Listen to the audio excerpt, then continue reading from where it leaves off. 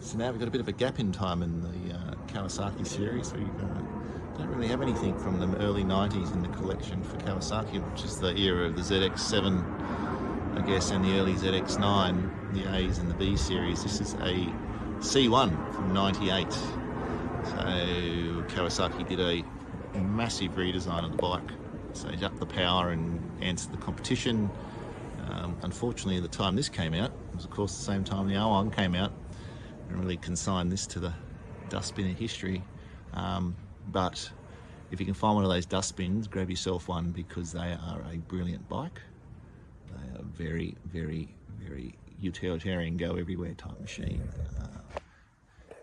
Except for the colours. I mean, the green and the purple's not everyone's taste. I actually kind of like the leery colours from the mid-90s, late 90s, but not to everyone's taste. But very simple graphics.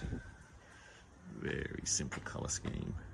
Still running its original exhaust, which makes a nice zingy sound. But one thing you notice on the 9s in particular is the width of the fuel tank is absolutely massive. So no problem wrapping your legs around that one, because you've got nowhere else to go. But when you come down and have a look at the dash, you see same sort of similar style.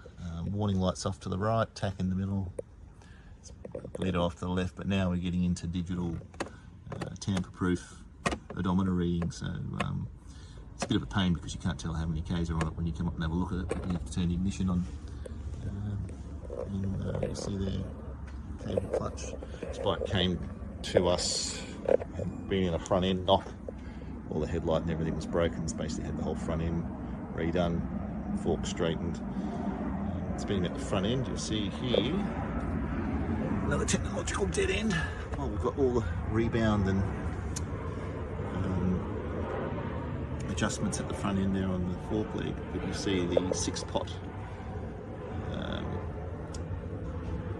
front brake caliper, because in an attempt to increase the pressure area for the brake pads to try and improve braking pressure.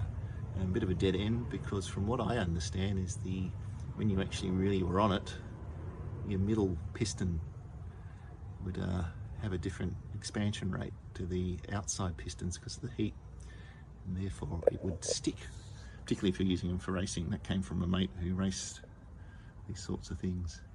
Anyway, she's unrestored. You can sort of see it's got a few battle scars on it.